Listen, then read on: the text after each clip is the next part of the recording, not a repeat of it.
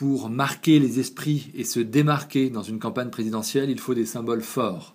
Les 160 journalistes, un record pour un déplacement de François Hollande d'après son équipe de campagne, ont justement vu en Gandrange un passage obligé. Le 4 février 2008, au lendemain de son mariage avec Carla Bruni, Nicolas Sarkozy a visité l'usine d'ArcelorMittal. Si je suis allé à Gandrange, ce n'est pas simplement pour rappeler le passé, ce qui a été dit et qui n'a pas été fait. Je suis allé à Gandrange avec les élus pour dire ce que nous ferons et que nous tiendrons. J'ai pris la précaution de ne pas faire de promesses que les salariés auraient entendues, auraient gravées dans le marbre, ce qui m'aurait peut-être, nous verrons bien, occasionné une deuxième place. La première ayant disparu, je ne voudrais pas laisser mon nom sur la seconde. C'est aussi la première fois, depuis que François Hollande a été investi comme candidat du PS pour la présidentielle mi-octobre, qu'il effectue un déplacement avec la première secrétaire du parti, Martine Aubry. Objectif : montrer à la veille du sommet social convoqué à l'Élysée sa vision du dialogue et de la négociation avec les syndicats. Nous sommes à la veille d'un sommet. Le sommet de crise, nous dit-on. C'est vrai, puisqu'il y a une crise au sommet. À moins de 100 jours du premier tour, le député de la Corrèze n'a pas manqué l'occasion de répondre à l'agressivité de la majorité. Avez-vous vu quand même l'agressivité qu'ils y mettent? Parfois je me dis quand même, où vont-ils chercher tout ça? Moi je suis affublé de noms, d'oiseaux, de mammifères,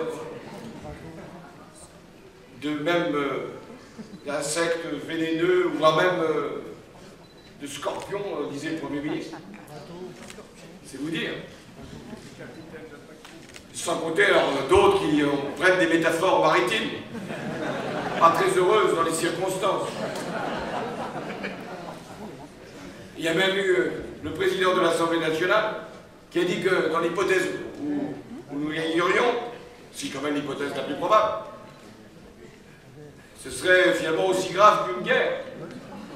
Il met également en garde les électeurs lorrains qui pourraient être tentés par les idées extrémistes. Comment des salariés frontaliers qui vont travailler au Luxembourg pourraient imaginer que, finalement, en fermant les frontières, ils auraient encore un emploi? Comment ici, dans cette région, où le brassage des populations a été finalement, par le processus industriel, l'identité qui est la vôtre, comment pourriez-vous là désigner celui ou celle qui ne devrait plus avoir sa place? Donc, il convient de dire à tous ceux qui peuvent être tentés par un vote extrême que la France mérite mieux. Dernier symbole enfin pour François Hollande, celui d'une ville qui a basculé aux dernières municipales de la droite vers la gauche. Chers amis, je suis aussi ici à Metz et j'ai bien conscience que nous avons là une municipalité qui a donné déjà un aperçu du changement. Parce que s'il a été possible de passer de droite à gauche à Metz, ça doit être possible quand même de le faire à l'échelle nationale.